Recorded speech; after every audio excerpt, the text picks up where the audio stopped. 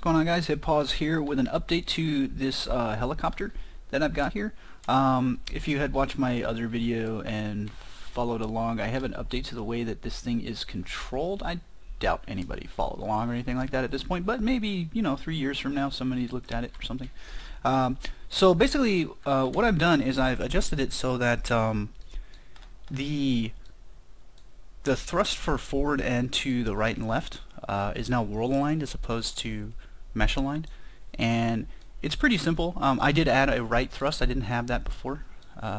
So basically, instead of just getting the forward vector right off the mesh, I'm getting the forward vector off of just his yaw, okay, and basically multiplying that by the pitch, because that's what's actually going to control how much he thrusts, but I want it to push him forward, right? Same thing in the side here. So I get his yaw, so I can get the right vector off of that, and then I just figure out how much roll he has in there, and I multiply that and add that, and I'm adding a third vector input. So this I maintained as actor aligned here. You can see that I've labeled it as such. It would be very easy to do the exact same thing here and just instead get the up vector, so that when you thrust, it's always up in the world. But I didn't want to do that because I wanted it so that you know, like if you flipped upside down, that it would actually thrust you downwards, you know. I definitely don't want that to be still thrusting you upwards. Doesn't make any sense. I still have the gravity push, which is normal, and I've gone ahead and added a few things here. I've added some sounds, so like an initialization sounds for starting up, thrusting, idling. Those are the three sounds. The idle sound will basically fade in over time by adjusting the volume based on the engine power, and the forward input, basically I just check whether or not if you're thrusting forward. I basically kind of flip-flop between the thrust and the idle sound, and it's pretty simple. I have missiles now. These are very simple. I can fire them way too fast. Obviously I'm not doing any checks on them yet. There's nothing really to them. And I added some ground effects that basically checks straight below your, right below the chopper, to see if you're within 500 units, and if you are, then we go ahead and we activate or deactivate a ground effects, which is called ground wind is what I called it. And also I make sure that the rotation of that is 0. I don't want that aligning to the world or anything weird, because it is actually a component on the helicopter. I also have added one more thing, and that is on the power up. I'm also setting the blur material on the rotors, which is an opacity based on the engine power. So as it powers up, the blurred version fades in, and that's pretty much all I've done.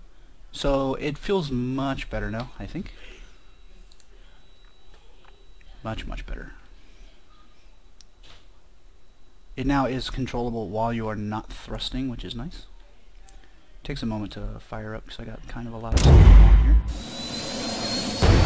So right now I'm spawned as it, and I'm still using my old. I haven't done anything with the collisions yet, but now if I tilt to the right, I move good to the right, good to the, I'm not thrusting at all right now. If I tilt backwards, I come backwards. If I tilt forwards, I go forwards. I'm not touching anything with the mouse. And then obviously if I flip up, you can see that the blurred rotors are there now.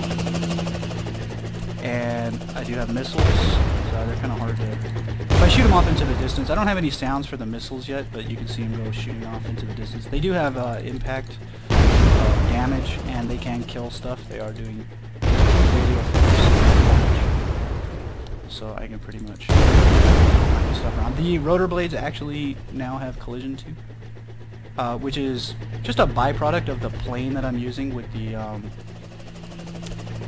for the blur version.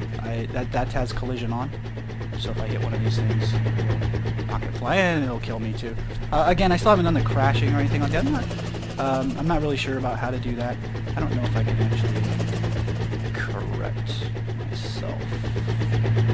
I'm pretty much screwed, so I'll have to start over. I got all these spiders running around. I can kill them. It comes up with a message saying, hey, I took any damage. It's just kind of a print screen. I don't have any kind of a score yet. I'm not switching HUDs yet either. You can see that my ammo and my health there are... So I just killed 2 of them. Hit by any damage, hit by radial. They actually did some kind of damage. So I can kill them.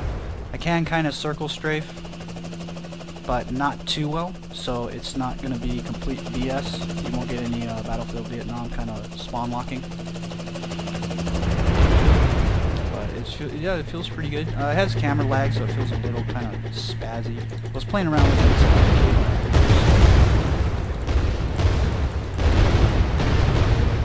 Which are pretty cool. You can see the cable stretch between those 2 things.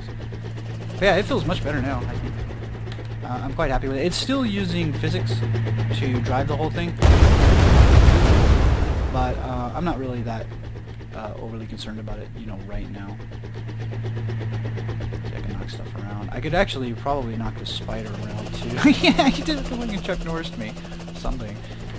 But yeah, so that's it. Hopefully you guys found that interesting. Again, just one last time. On the adjustment on the way that the controls work. Again, I'm now no longer just getting the forward vector off of the actor. I'm getting it straight off of the actor's rotation and just the yaw.